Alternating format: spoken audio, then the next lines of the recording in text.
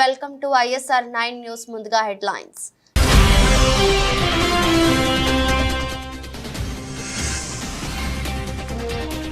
సిద్దిపేటలో అర్ధరాత్రి ఉద్రిక్తత. హరీష్ రావు క్యాంప్ ఆఫీస్ పై కాంగ్రెస్ కార్యకర్తల దాడి.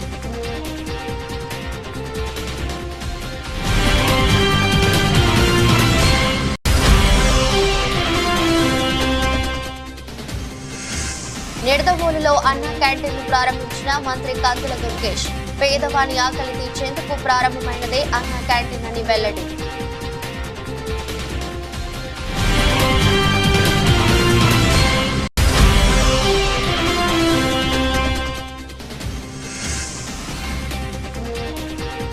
అత్యాచార ఘటనపై వైద్యుల నిరసన.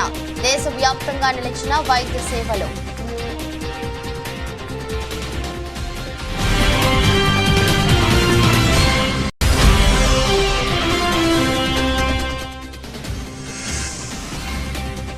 మెల్బోర్న్ ఫిలిం ఫెస్టివల్లో రామ్ చరణ్ గ్రాండ్ ఎంట్రీ. ఘన స్వాగతం పలికిన అభిమానులు.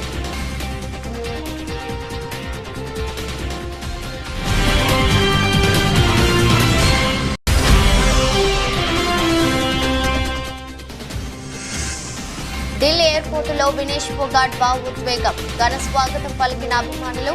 వారి అభిమానం చూసి కంటతడి పెట్టిన రెజ్లర్.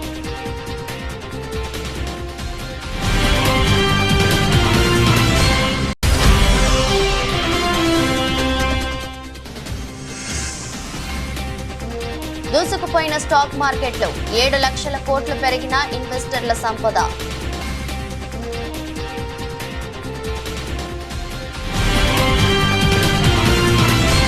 రైతు రుణమాఫీ వ్యవహారం సిద్దిపేటలో అర్ధరాత్రి ఉద్రిక్తతకు దారితీసింది. రుణమాఫీ నేపథ్యంలో మాజీ మంత్రి సిద్దిపేట ఎమ్మెల్యే హరీష్ రావు రాజీనామా చేయాలంటూ స్థానికంగా కాంగ్రెస్ పార్టీ కార్యకర్తలు ఫ్లెక్సీలు ఏర్పాటు చేశారు. ఈ ఫ్లెక్సీలను తొలగించేందుకు బీఆర్ఎస్ కార్యకర్తలు ప్రయత్నించారు. దాంతో వారిని కాంగ్రెస్ కార్యకర్తలు అడ్డుకున్నారు. అంతే ఈ వివాదం ముదిరి ఇరు పార్టీలకు చెందిన మద్దతుదారులు పెద్ద ఎత్తున రోడ్డుపైకి చేరుకున్నారు. అనంతరం ఒకరిపై ఒకరు నినాదాలతో హోరెత్తించారు. ఈ విషయం పోలీసులకు తెలియడంతో అక్కడికి చేరుకుని ఇరు పక్షాలను చెదరగొట్టారు. వారిలో కొందరిని స్టేషన్ కు కూడా తరలించారు. ఈ క్రమంలో కాంగ్రెస్ కార్యకర్తలు కొందరు హరీష్ రావు క్యాంప్ ఆఫీస్ పై అర్ధరాత్రి దాడికి పాల్పడ్డారని బీఆర్ఎస్ శ్రేణులు ఆరోపిస్తున్నారు. ఈ ఘటనపై బీఆర్ఎస్ నేత హరీష్ రావు ఆగ్రహం వ్యక్తం చేశారు. అర్ధరాత్రి కాంగ్రెస్ కార్యకర్తల దాడిని ఆయన తీవ్రంగా ఖండించారు. తాళాలు పగలగొట్టి ఆస్తులు ధ్వంసం చేయడం ఏంటని, రాష్ట్రంలో అప్రజాస్వామ్య పాలన కొనసాగుతుందని విమర్శించారు. ఈ దాడిని అడ్డుకోవాల్సిన పోలీసులే దుండగులను రక్షించడం మరింత శోచనీయమన్నారు.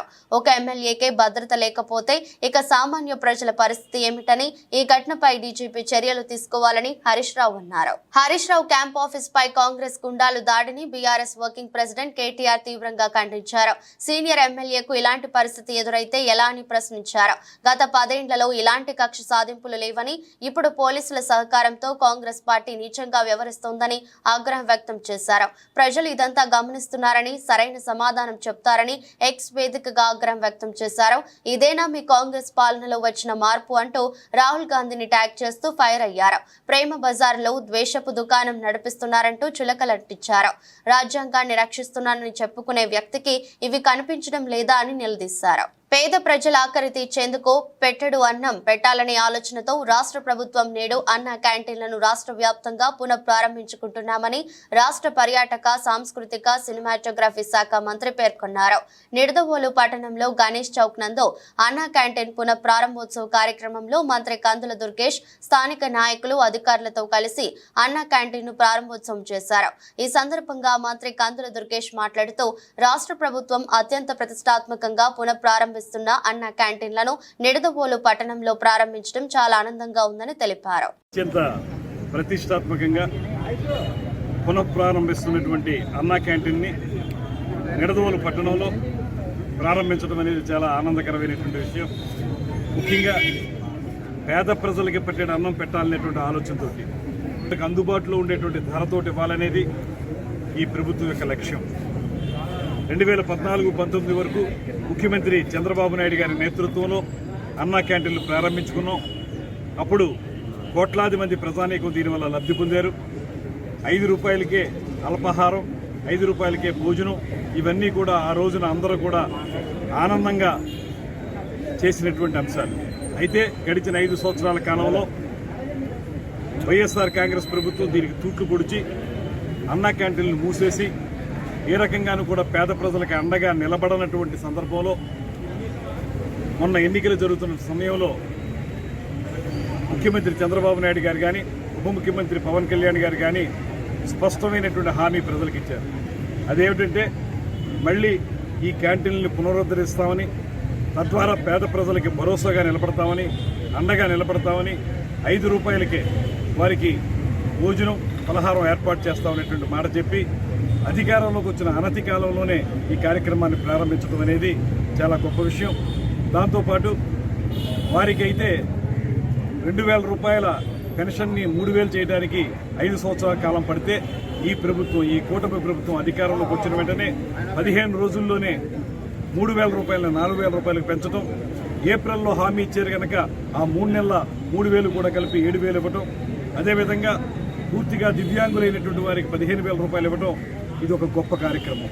అదేవిధంగా రైతులకి బకాయిలు పెట్టి వెళ్ళిపోయినటువంటి ఆ ప్రభుత్వం యొక్క బాధ్యతను మేము తీసుకుని ఇవాళ 1,600 కోట్ల రూపాయల రైతుల బకాయిలను కూడా చెల్లించడం, అదేవిధంగా కందిపప్పు కానీ బియ్యం కానీ ఇలాంటి నిత్యావసర వస్తువుల్ని అందుబాటు ధరల్లో తీసుకొచ్చి ప్రజలకు అందించడం, ఇలాంటి అనేక సంక్షేమ కార్యక్రమాలను ఒక పక్కన, మరో పక్కన అభివృద్ధి కార్యక్రమాల్ని కలగలిపి ఒక అద్భుతమైన పరిపాలనకు శుభసూచకంగా ప్రారంభమైనటువంటి ఈ కార్యక్రమాలు. కోల్కతాలోని ఆర్జీకర్ దవాఖానాలో ట్రైనీ డాక్టర్ పై అత్యాచారం, హత్య ఘటన దేశవ్యాప్తంగా తీవ్ర కలకలం సృష్టిస్తోంది. ఘటనను నిరసిస్తూ గత 8 రోజులుగా వైద్యులు పెద్ద ఎత్తున ఆందోళన చేపడుతున్నారు. విధులను బహిష్కరించి బాధిత వైద్యురాలికి న్యాయం చేయాలంటూ డిమాండ్ చేస్తున్నారు. ఈ నేపథ్యంలో తాజాగా ఈ ఘటనను నిరసిస్తూ ఇండియన్ మెడికల్ అసోసియేషన్ పిలుపు మేరకు ఇవాళ 24 గంటల పాటు వైద్యులు సమ్మెకు దిగారు. కోల్కతా సహా ఢిల్లీ, కేరళ, తెలంగాణ, ఆంధ్రప్రదేశ్, కర్ణాటక, తమిళనాడు, పంజాబ్, మహారాష్ట్ర, గుజరాత్ సహా అన్ని రాష్ట్రాల్లో వైద్యులు 24 గంటల పాటు సమ్మెకు దిగారు. వైద్యుల నిరసనతో ఇవాళ ఉదయం 6 గంటల నుంచి ఆదివారం ఉదయం 6 గంటల వరకు 24 గంటల పాటు వైద్య సేవలు అందుబాటులో ఉండవు. అవుట్ పేషెంట్ సేవలు ఎంచుకున్న శస్త్రచికిత్స సేవలు ఉండవు. అత్యవసర వైద్య సేవలు మాత్రం కొనసాగనున్నాయి. మరోవైపు ఈ ఘటన నేపథ్యంలో ఇండియన్ మెడికల్ అసోసియేషన్ కేంద్ర ప్రభుత్వం ముందు 5 డిమాండ్లు ఉంచింది. ఎయిర్పోర్ట్ల మాదిరిగా దేశవ్యాప్తంగా ఉన్న దవాఖానాలను కూడా సేఫ్ జోన్లుగా ప్రకటించాలని IMA chief doctor R V Ashokan డిమాండ్ చేశారు. వైద్యులు సిబ్బందిపై దాడులు కట్టడికి కఠిన చట్టం తీసుకురావాలన్నారు. బాధితురాలి కుటుంబానికి గౌరవప్రదమైన పరిహారం ఇవ్వాలని డిమాండ్ చేశారు. వైద్యుల పని గంటలు, పని పరిస్థితులపై ఐఎంఏ మరో డిమాండ్ చేసింది. అత్యాచారానికి గురైన బాధితురాలు వరుసగా 36 గంటల పాటు డ్యూటీలో ఉన్నారని, ఇది సరైనదేనా అని ప్రశ్నించారు. It is with great sense of responsibility that the Indian Medical Association has given a call for withdrawal of non-essential services today. IMA demands a central act on violence on doctors as well as healthcare professionals on the hospitals. IMA demands a declaration of the hospitals as safe zones with security stipulations entitlement. IMA demands comprehensive settlement of the working conditions and living conditions of the resident doctors. We stand united. We will ensure the safety and security of all healthcare professionals in this. Nagar Kurnool జిల్లా కేంద్రంలో ప్రత్యేక traffic police లేనప్పటికీ జిల్లా SP Vaibhav Gaikwad ఆదేశాలతో ప్రత్యేకంగా traffic విగ్గును ఏర్పాటు చేశారు. ఇందులో భాగంగా ట్రాఫిక్ ఎస్ఐ కళ్యాణ్ యాదవ్ మాట్లాడుతూ నాగర్ కర్నూలు జిల్లా కేంద్రంలో ట్రాఫిక్ లో అనేక అంతరాయాలు జరుగుతున్నాయి కాబట్టి ట్రాఫిక్ ను నియంత్రించేందుకు ప్రత్యేక దృష్టి ఏర్పాటు చేసిన ఎస్పీ గారికి ధన్యవాదాలు తెలుపుతూ మాపై ఎంతో నమ్మకంతో ప్రత్యేక పోలీస్ స్టేషన్ లేనప్పటికీ మాకు కొన్ని గదులు కేటాయించి ఒక వింగ్ ను ఏర్పాటు చేశారు. ఈ నమ్మకాన్ని నిలబెట్టుతూ నాగర్ కర్నూలులో ఎలాంటి ట్రాఫిక్ సమస్యలు రాకుండా ప్రజల్లో అవగాహన కల్పిస్తూ ట్రాఫిక్ రూల్స్ పాటించే విధంగా చేస్తానని, అలాగే రూల్స్ కు విరుద్ధంగా మైనర్ డ్రైవింగ్లు గానీ, డ్రంక్ అండ్ డ్రైవ్లు గానీ, ట్రిపుల్ రైడ్లు గానీ, నెంబర్ ప్లేట్ లేని వాహనాలు నడిపితే ఖచ్చితంగా చట్టపరమైన చర్యలు తీసుకుంటామని హెచ్చరించారు. ప్రత్యేక దృష్టి పెట్టేసి ట్రాఫిక్ పోలీస్ స్టేషన్ లేనప్పటికీ ట్రాఫిక్ ఒక ప్రత్యేక విభాగంగా ఏర్పాటు చేయాలని చెప్పేసి ఎన్నో రోజులుగా దీని గురించి బాగా మాతో డిస్కషన్ చేసిన తర్వాత ఎస్పీ సార్ గారు తనంతటా తాను ఇనిషియేషన్ తీసుకొని ట్రాఫిక్ ఎక్కువ మొత్తంలో పోలీస్ స్టేషన్లో కంటే ఎక్కువ మొత్తంలో మెనూని ఇచ్చేసి ఇక్కడ నాగర్ కర్నూలుగా మొత్తం ఒక హెడ్ ఆఫీస్గా, దాంతోపాటు అచ్చంపేట, కలవకుర్తిలో గిట్ట అక్కడ ట్రాఫిక్ మెనూని ఇచ్చేసి దీని ఒక పటిష్టమైన వ్యవస్థగా ఏర్పాటు చేయాలని చెప్పి సార్ చాలాసార్లు ప్రయత్నించి రీసెంట్గా మనకు 20వ తారీఖు నాడు ట్రాఫిక్ పోలీస్ స్టేషన్గా మరియు ట్రాఫిక్ వింగ్గా ఇనాగ్రేషన్ చేయడం జరిగింది. ఆ రోజు ఎస్పీ గారు ప్రతి విషయానికి ఆ రోజు నుంచి ఇప్పటివరకు ప్రతి విషయం ట్రాఫిక్ విషయంలో ప్రతి విషయం మానిటరింగ్ చేసుకుంటూ ప్రతిరోజు నా దగ్గర నుంచి అప్డేట్ చేసుకుంటున్నాడు. నాగర్ కర్నూలు నూతనంగా ఏర్పడిన జిల్లా కాబట్టి దీనికి కొన్ని మౌలిక వసతులు కొత్తగా ఉన్నాయి. వాటిని అన్నింటినీ దృష్టిలో పెట్టుకొని ప్రతిదాన్ని మనకు ఇంకొకటి నాగర్ కర్నూలు వచ్చేసి ఒకటే రోడ్డు, సింగిల్ రోడ్ ఉంది. దాని విషయం వల్ల ఎస్పీ సార్ దాని విషయం వల్ల క్లారిటీ ఉండినందుకున ట్రాఫిక్ ఎక్కువ మొత్తంలో స్ట్రెంత్ ఇస్తే దీన్ని స్టెరిలైజ్ చేయడం కానీ అన్ని చేయడం కానీ చెప్పాడు. నెక్స్ట్ ఈ కొత్త పోలీస్ స్టేషన్ కోసం అని చెప్పి ఎస్పీ సార్ గారు మన ప్రభుత్వానికి గిట్ట లేఖ రాయడం జరిగింది. కొత్త పోలీస్ స్టేషన్ అయ్యేలోపు అన్ని రోజులు గిట్ట దీని ట్రాఫిక్ నిలాలన నియంత్రణ చేయాలని చెప్పేసి మన ట్రాఫిక్ పోలీస్ స్టేషన్ రాకుంటే వింగ్ అనేది ఏర్పాటు చేసి చేశాడు. నేను ఈ విషయం వల్ల ట్రాఫిక్ తరపు నుంచి ఎస్పీ సార్ గారికి ధన్యవాదాలు తెలియదలుచుకున్నాను. ఫస్ట్ ఆఫ్ ఆల్ మన ట్రాఫిక్ రూల్స్ అండ్ రెగ్యులేషన్స్లో భాగంగా ఎక్కువ మొత్తంలో minor driving, drunk and driving, without number plate, ఇంకా స్పీడ్ అంటే ర్యాష్ డ్రైవింగ్ ఎక్కువ మేము కాన్సన్ట్రేషన్ చేయడం జరిగింది. మైనర్ డ్రైవింగ్లో వచ్చేసి పిల్లల భవిష్యత్తు అంతా క్షణికావేశంలో నడవడం వల్ల వాళ్ళ ఫ్యూచర్ అంతా భంగం చేసుకుంటున్నారు. డ్రంక్ అండ్ డ్రైవ్ పొద్దుస్తమానం వాళ్ళు వర్క్ చేసి సాయంత్రం ఇంటికి వెళ్ళే టైం కానీ లేదంటే చిన్న ఫంక్షన్ చేసిన తర్వాత ఇంటికి వెళ్ళే సమయంలో మాల్కాలు సేవించి మధ్య బండి నడపడం వల్ల వాళ్ళు ఎలాంటి అనుకోని పరిణామాలు జరగడం వల్ల వాళ్ళు చనిపోవడం కానీ చేయడం జరుగుతుంది.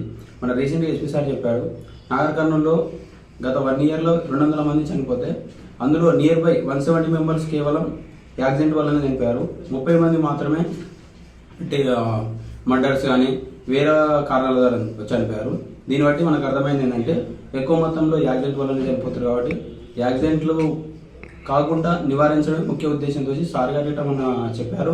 కాకినాడ జిల్లా Jaggampeta community health centre doctor Praneetha ఆధ్వర్యంలో నిరసన కార్యక్రమం చేపట్టారు. కలకత్తాలో మహిళా వైద్యురాలిపై అత్యాచారం చేసి హత్య చేసిన వారిని కఠినంగా శిక్షించాలని డిమాండ్ చేస్తూ కమ్యూనిటీ హెల్త్ సెంటర్ వైద్యులు సిబ్బంది నల్ల బ్యాడ్జీలు ధరించి నిరసన తెలిపారు. ఈ సందర్భంగా డాక్టర్ వర్మ సుగంధి మాట్లాడుతూ కలకత్తాలో మహిళా వైద్యురాలిపై జరిగిన అత్యాచారం, హత్య నిరసిస్తూ రాష్ట్రంలో ప్రభుత్వ, ప్రైవేటు ఆసుపత్రులలో వైద్యులు సిబ్బంది ఒక్కరోజు నిరసన తెలుపుతూ శనివారం ఉదయం 6 గంటల నుండి సాయంత్రం 6 గంటల వరకు నిరసన తెలుపుతూ విధులను బహిష్కరించడం జరుగుతుందని చెప్పారు. ఇప్పటికైనా కేంద్ర, రాష్ట్ర ప్రభుత్వాలు తక్షణమే స్పందించి మహిళా ఉద్యోగులపై జరుగుతున్న ఇలాంటి దాడులు పునరావృతం కాకుండా తక్షణమే తగిన చర్యలు తీసుకోవాలని డిమాండ్ చేశారు. వారిపై దాడులు చేసిన వాళ్ళని, బాధ్యుల్ని శిక్షించాలని మేము గట్టిగా కోరుకుంటున్నాం. కలకత్తాలో ఒక trainee doctor, second year post graduate, డ్యూటీలో ఉన్న డాక్టర్ కంటిన్యూస్గా 36 గంటలు డ్యూటీ చేసి రెస్ట్ తీసుకోవడానికి రెస్ట్ రూమ్కి వెళ్తే అతి కిరాతకంగా అత్యాచారం చేసి ఆమెని హత్యకి గురి చేయడం జరిగింది.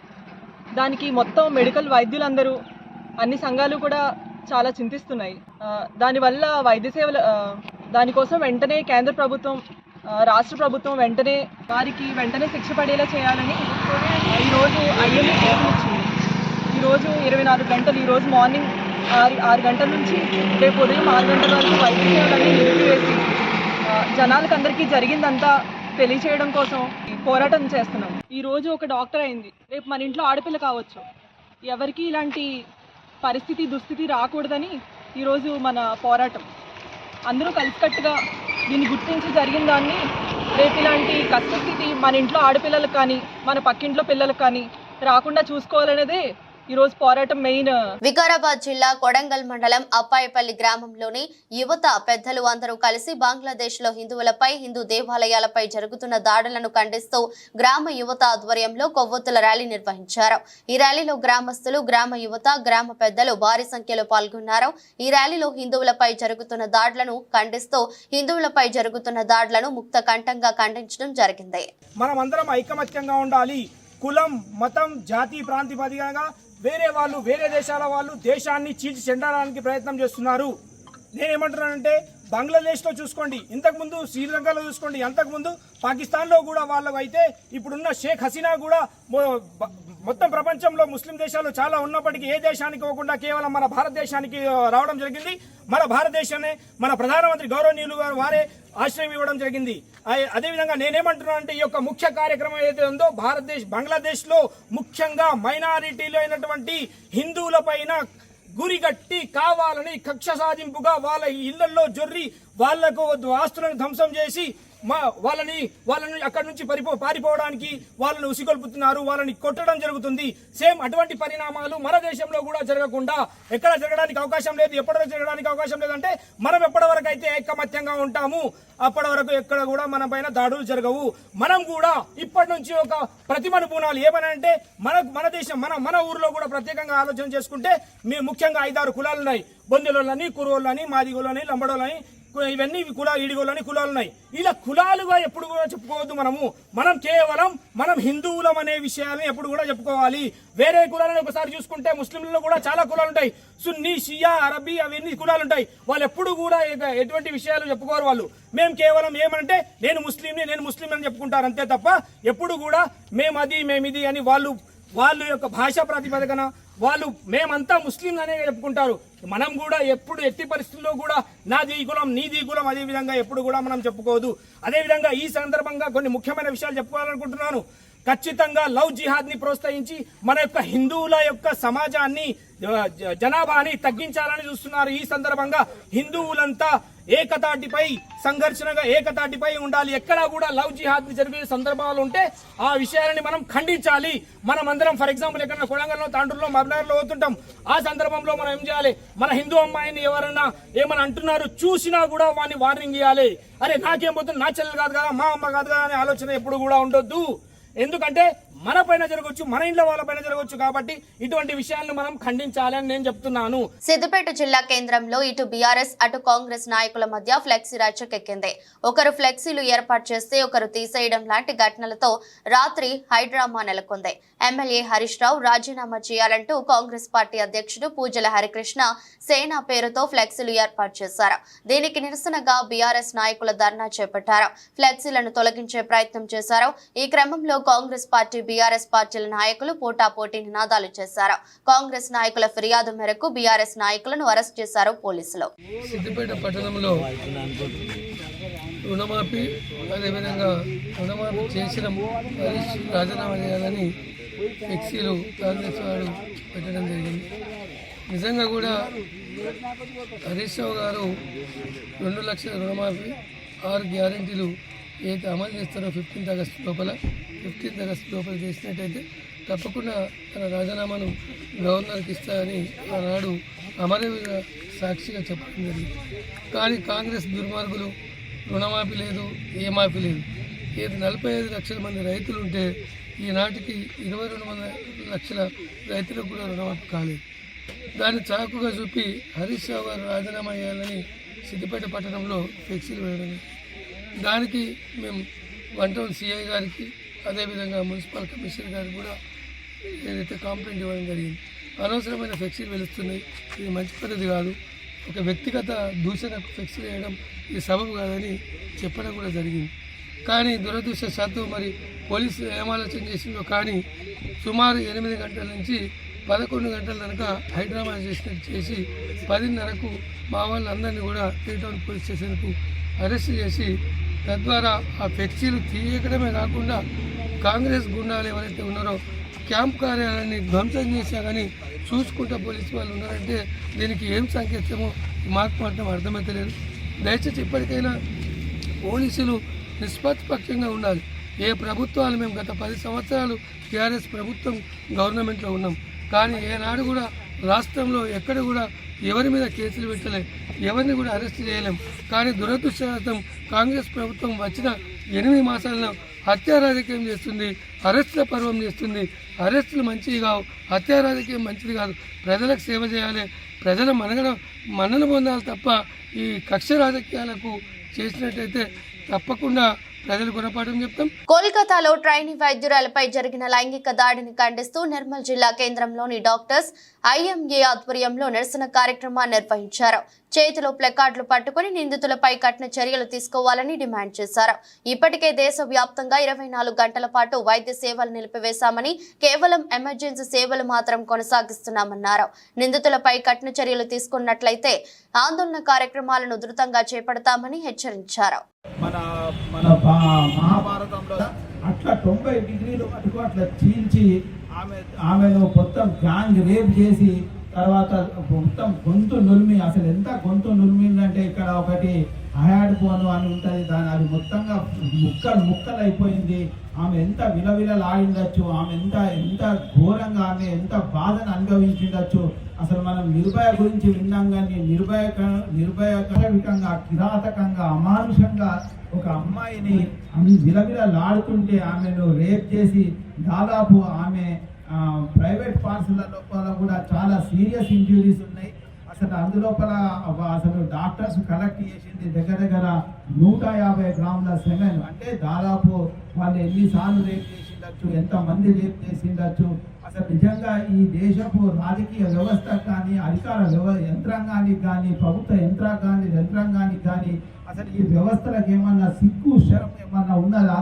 అసలు ఇంత క్లియర్గా ఇంత పూర్తిగా అంత సమాచారం ఉండి పోస్ట్ మార్టం రిపోర్ట్లో ఉంటే వాళ్ళు మొట్టమొదలు అధికారులు అక్కడ ఉన్నటువంటి కాలేజీ దుర్మార్గమైన ప్రిన్సిపాల్ గారు వాడు వచ్చి ఇది మామూలుగా యాక్సిడెంట్గా జరిగింది అని ఒక రెండు నిమిషాలు మాయ మాటలు చెప్పడానికి చూసిండు. తర్వాత ఒక 5 నిమిషాల తర్వాత ఆమె సూసైడ్ చేసుకున్నదని చెప్పి వాళ్ళ ఇంటికి వాళ్ళ ఫాదర్కి ఫోన్ చేసి చెప్పిండు. తర్వాత మళ్ళీ పొద్దున పోస్ట్ మార్టం రిపోర్ట్ వచ్చిన తర్వాత ఇది రేప్ అండ్ మర్డర్ అని అప్పుడు డిక్లేర్ చేసి ఎవరో పోలీస్ డిపార్ట్మెంట్లో పోలీస్ వాలంటీర్గా పనిచేస్తున్న ఒకరిని సైకో కానీ తీసుకొచ్చి వానికి డబ్బులు ఇచ్చి వాటితో ఒప్పించి వాడే మర్డర్ చేసినా ఒప్పుకొని వాడిని అరెస్ట్ చేసి మేము అరెస్ట్ చేసినామని చేతులు దులుపుకోవడానికి ప్రయత్నం చేస్తున్నారు. కానీ దీని వెనుక చాలా పెద్ద కుట్ర ఉన్నది, దీని వెనుక మాఫియా గ్యాంగ్ ఉన్నది, దీని వెనుక అధికార యంత్రాంగం ఉన్నది, దీని వెనుక పోలీస్ యంత్రాంగం, అక్కడ పోలీస్ యంత్రాంగం ఉన్నది, రాజకీయ. మరి ఈసారి ఒక డాక్టర్ వైట్ కోట్ మీద ఉంది, మరి వాళ్ళకి ఎలా చేయాలని అనిపించింది. పోయినసారి ఇలా చెప్పేసి కేసుని తక్కువ తోవలకు తీసుకెళ్ళిండ్రు. మరి ఈసారి అయితే జరిగింది నిజమే కదా, చూశారు కదా అందరూ. మరి మాకు జస్టిస్ కావాలి కదా. మరి ఇంకొక కొత్త రూల్ తీసుకొచ్చిండ్రు, గర్ల్స్ అనే వాళ్ళు నైట్ బయటికి రావద్దు, నైట్ రోడ్స్ మీదకి రావద్దు అనే రూల్ వచ్చింది. మరి నైట్ డ్యూటీస్ ఉన్న వాళ్ళు ఏం చేయాలి, నైట్ బయట వర్క్ ఉన్న వాళ్ళు ఏం చేయాలి, ఇంట్లో ఉండాలా? చెప్పండి. మాకు జస్టిస్ కావాలి, కంపల్సరీ కావాలి. వారణాసి నుంచి అహ్మదాబాద్ వెళ్తున్న సబర్మతి ఎక్స్ప్రెస్ రైలు పట్టాలు తప్పింది. ఉత్తరప్రదేశ్లోని కాన్పూర్ భీమ్సేన్ స్టేషన్ల మధ్య ఈ తెల్లవారుజామున 2 గంటల 30 నిమిషాల సమయంలో 22 బోగీలు పట్టాలు తప్పాయి. అంటే దాదాపు రైలు మొత్తం పట్టాలు తప్పినట్టే. కాన్పూర్ సెంట్రల్ రైల్వే స్టేషన్ నుంచి బయలుదేరిన అరగంటకి ఈ ప్రమాదం సంభవించింది. కాగా ఈ రైలు కంటే 9 నిమిషాల ముందు అదే మార్గం గుండా పాట్నా ఇండోర్ రైలు సురక్షితంగా వెళ్లింది. రైల్వే ట్రాక్ పై ఉన్న వస్తువును ఇంజిన్ ఢీకొట్టడంతో ఈ ఘటన జరిగినట్టు రైల్వే అధికారులు తెలిపారు. అయితే ఈ ఘటనలో ఎలాంటి ప్రాణ నష్టం సంభవించలేదని, ఒకరికి కూడా గాయాలు కాలేదని చెప్పారు. సమాచారం అందుకున్న వెంటనే రైల్వే అధికారులు ఘటనా స్థలం వద్దకు బస్సులు పంపించారు. వాటి ద్వారా ప్రయాణికులను అహ్మదాబాద్ పంపే ప్రయత్నం చేశారు. ఓ పెద్ద బండరాయి ఇంజిన్ కు తాకడంతో అది బాగా దెబ్బతిందని, ప్రమాదానికి అదే కారణమని లోకో పైలట్ తెలిపాడు. రైలు పట్టాలు తప్పడంతో ఆ మార్గంలో ప్రయాణించాల్సిన పదుల సంఖ్యలో రైళ్లను రద్దు చేశారు. కొన్నిటిని దారి మళ్లించారు. గ్లోబల్ స్టార్ రామ్ చరణ్ ఆస్ట్రేలియాలో జరుగుతున్న మెల్బోర్న్ ఫిలిం ఫెస్టివల్లో సందడి చేశారు. మెల్బోర్న్ నగరంలో ఆగస్టు 15 నుంచి 25వ తేదీ వరకు Indian film festival of Melbourne 15వ చలనచిత్రోత్సవం నిర్వహిస్తున్నారు. ఈ ప్రతిష్టాత్మక ఈవెంట్ కు గౌరవ అతిథిగా రామ్ చరణ్ కు ఆహ్వానం అందింది. ఈ నేపథ్యంలో ఫిలిం ఫెస్టివల్ కు విచ్చేసిన రామ్ చరణ్ కు అపూర్వ స్వాగతం లభించింది. IFFM వేదిక ప్రవాస భారతీయులతో కిక్కిరిసిపోయింది. వందలాది మంది అభిమానులు రామ్ చరణ్ ను చూసేందుకు పోటెత్తారు. రామ్ చరణ్ ఎవరిని నిరాశపరచకుండా అందరికీ అభివాదం చేస్తూ ఓపిక్గా సెల్ఫీలు ఇస్తూ ముందుకు సాగారు. బ్లాక్ సూట్ లో షేడెడ్ కూలింగ్ గ్లాసెస్ తో రామ్ చరణ్ ఈ ఈవెంట్ లో స్టైలిష్ గా దర్శనమిచ్చారు. రామ్ చరణ్ తో పాటు అర్ధాంగి ఉపాసన కూడా ఈ కార్యక్రమంలో తలుక్కుమన్నారు. I've shot extensively. I've shot in Melbourne and Sydney. Probably I stayed here for 30 odd days near the marina. I remember it was such a beautiful experience, beautiful people. I was feeling very sad to leave and go back to India after my shoot. But nevertheless, I'm here again after 14 years, probably 12 years. It's a pleasure to see so many Indians now feeling Australia, Melbourne at home today. Those days we'd never seen so many Indians. And today they're feeling at home, they're feeling safe in your country. I'm so happy to know that, to see all my friends and family who've come up. Hi. So, చాలా ఆనందంగా ఉందండి మిమ్మల్ని అందరినీ ఇక్కడ కలవడం. Olympics క్రీడల్లో పాల్గొని స్వదేశానికి తిరిగొచ్చిన భారత స్టార్ రెజ్లర్ వినేష్ ఫోగాట్ ఢిల్లీ విమానాశ్రయంలో కన్నీటి పర్యంతమయ్యారు. తనను స్వాగతించేందుకు వచ్చిన అభిమానులను చూసి భావోద్వేగానికి లోనయ్యారు. రెజ్లింగ్ లో వినేష్ ఫైనల్ కు చేరిన అధిక బరువు కారణంగా పతకానికి దూరమైన విషయం తెలిసిందే. అయితే వినేష్ పతకం గెలవకపోయినా అభిమానుల మనసులు గెలుచుకున్నారు. పతకం గెలిచిన క్రీడాకారుడి కన్నా ఎక్కువగా అభిమానులు ఆమెకు ఘన స్వాగతం పలికారు. ఢిల్లీ ఎయిర్పోర్ట్ కు పెద్ద సంఖ్యలో అభిమానులు చేరుకోవడంతో పోలీసులు అదనపు భద్రతా ఏర్పాట్లు చేయాల్సి వచ్చింది. ఎయిర్పోర్ట్ టెర్మినల్ నుంచి వినేష్ బయటకు రాగానే బ్యాండ్ మేళంతో పూలమాలలతో రెజ్లర్లు, కుటుంబ సభ్యులు, అభిమానులు స్వాగతం పలికారు. అది చూసిన వినేష్ కన్నీటిని ఆపుకోవడానికి విఫలయత్నం చేశారు. విమానాశ్రయం బయట కారులో వినేష్ ను ఊరేగింపుగా తీసుకెళ్తుండగా కంటతడి పెట్టారు. దీంతో పక్కనే ఉన్న తోటి రెజ్లర్లు సాక్షి మాలిక్, బజరంగ పూనియా, కాంగ్రెస్ ఎంపీ దీపేందర్ హుడా వినేష్ ను ఓదార్చారు. కాగా ఒలింపిక్స్ లో సెమీఫైనల్ మ్యాచ్ లో వినేష్ విజయం సాధించిన 100 గ్రాముల బరువు ఎక్కువగా ఉండటంతో ఆమెపై వేటు పడింది. సెమీస్ విజయంతో రజతం ఖాయమైన అధిక బరువు వల్ల పతకం దక్కలేదు. దీనిపై వినేష్ ఫోగాట్ చేసిన అప్పీలును court of arbitration for sports తిరస్కరించింది.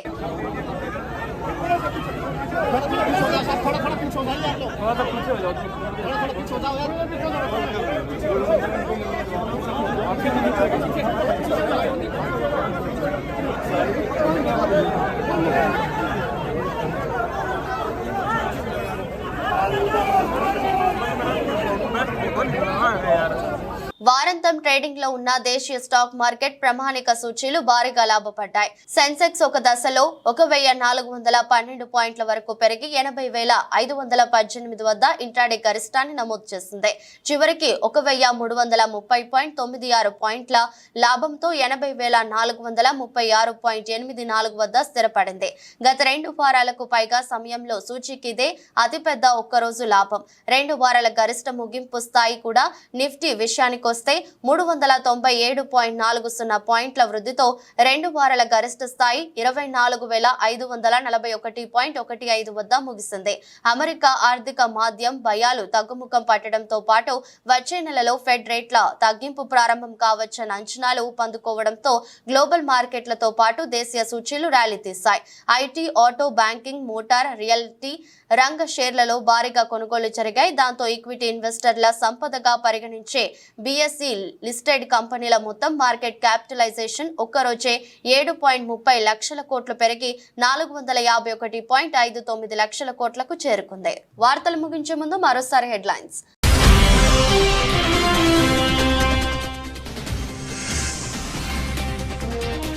సిద్దిపేటలో అర్ధరాత్రి ఉద్రిక్తత. హరీష్ రావు క్యాంప్ ఆఫీస్ పై కాంగ్రెస్ కార్యకర్తల దాడి.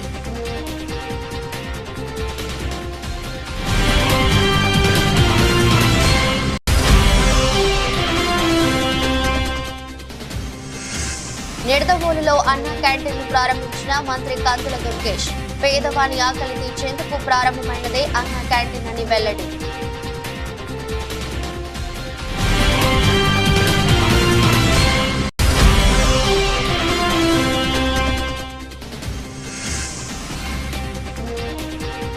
అత్యాచార ఘటనపై వైద్యుల నిరసన. దేశవ్యాప్తంగా నిలిచిన వైద్య సేవలు.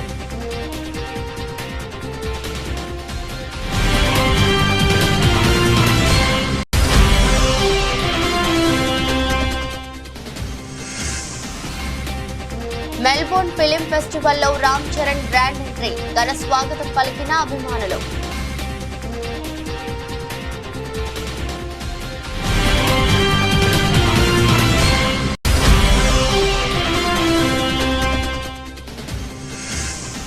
ఢిల్లీ ఎయిర్పోర్టులో వినేష్ ఫోగాట్ భావోద్వేగం. ఘన స్వాగతం పలికిన అభిమానులు, వారి అభిమానం చూసి కంటతడి పెట్టిన రెజ్లర్.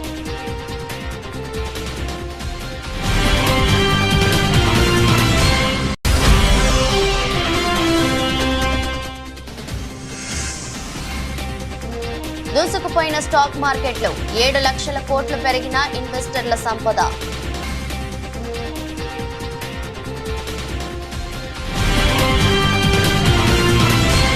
ఈ దృష్టి బులెటిన్ మరో బులెటిన్లో మళ్ళీ కలుద్దాం. అంతవరకు సెలవు, నమస్కారం.